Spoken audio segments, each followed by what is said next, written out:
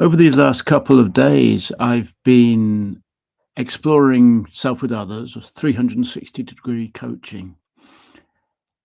And I looked the first day at why 360 degrees, looking at things from multiple perspectives rather than just a single perspective.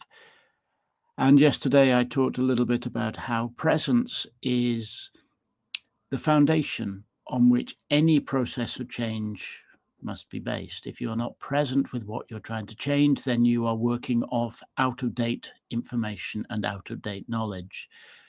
Up to date knowledge comes from being present with what is.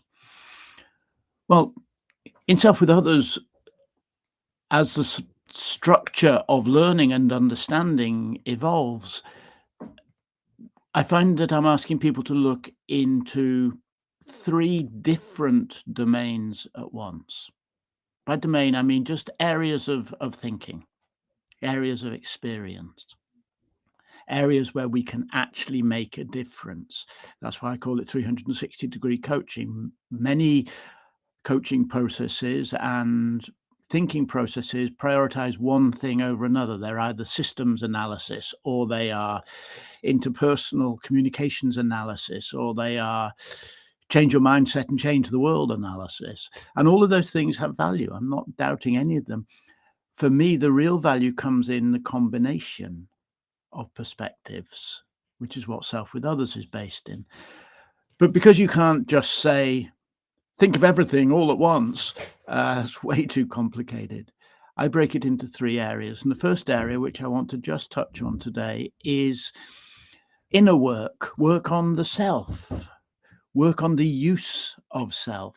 Now, self is not just mind. It is part of self is the integration of mind and body, awareness of what your body is telling you, awareness of where you are holding tensions, awareness of how your body will tell you when you're anxious and scared. That's part of personal development and professional development, for that matter.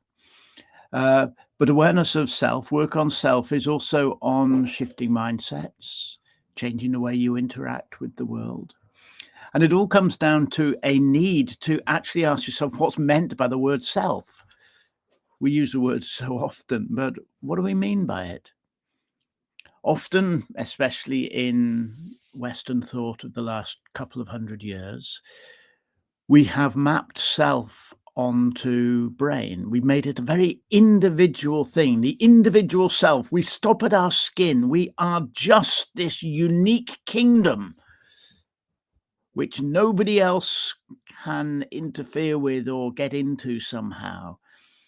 And more, this becomes politically a rabid and destructive individualism. Don't get me wrong, I'm very keen on individual agency and individualism, but when it ends up going, I will do what I want, to hell with everyone else and the entire environment that we live in, because I am a sovereign person and my feelings are more important than anyone else's feelings and all of that crap, that's not actually useful or even very human.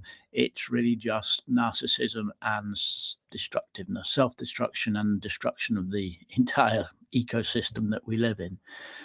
So when I talk of self, I'm not talking about this rampantly individual vision of the self. I talk about the interconnected self. And some of those interconnections are external. Anne Murphy-Paul, in her book, The Extended Mind, makes it really clear that you can't map mind, by which we mean consciousness, I suppose. You can't map mind onto brain.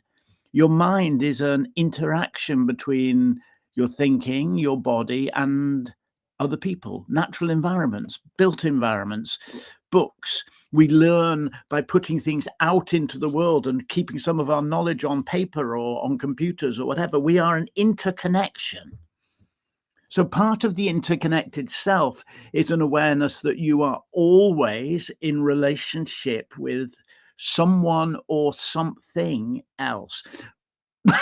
But the interconnection idea is more important than just that, because what I call the self in Self with Others is in fact a network of internal connections.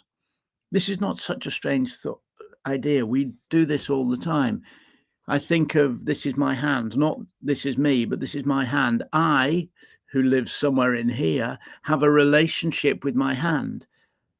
And we do it internally as well. I think of my thoughts. I think of my feelings. Not I am my thoughts or I am my feelings, but I think that I am observing. I am in relationship with my thoughts and feelings. I am in relationship with my history. I am in relationship with my body. I am even in relationship with that part of my brain that uses the word I. In other words, self is a network of interconnectedness. Now, if we want to work in the first domain of self with others, which is inner work on the self, we're not just dealing with a thing called self or me. We are dealing with a complex network of interrelationships between different parts of your body, your history, your emotions, your mind, your thinking, your ideas, your philosophy, your spirituality, as well as the self as it is continually changed by others, although that's more to do with the second domain of self with others, which we'll come to tomorrow.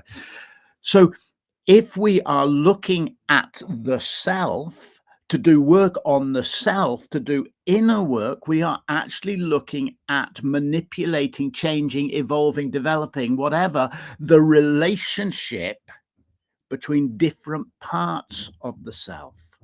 The self is not a single thing.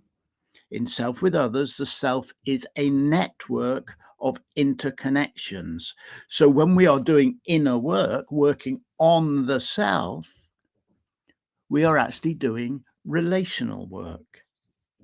We are looking at how one thing connects to and is affected by another thing.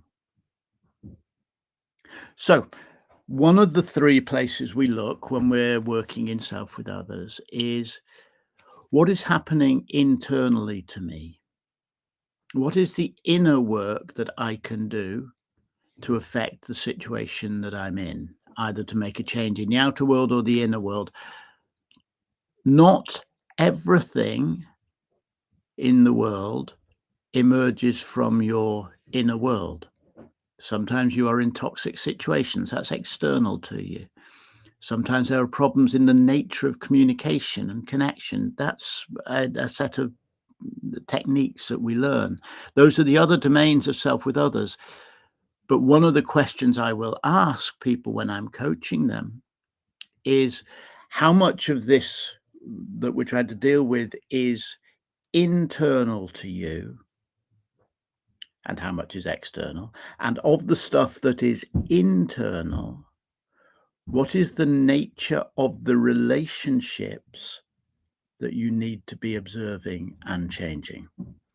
So self with others is based on three domains. The first of them is inner work. That's the first place we pay attention. It's not the only place we pay attention, but it's the first place we pay attention.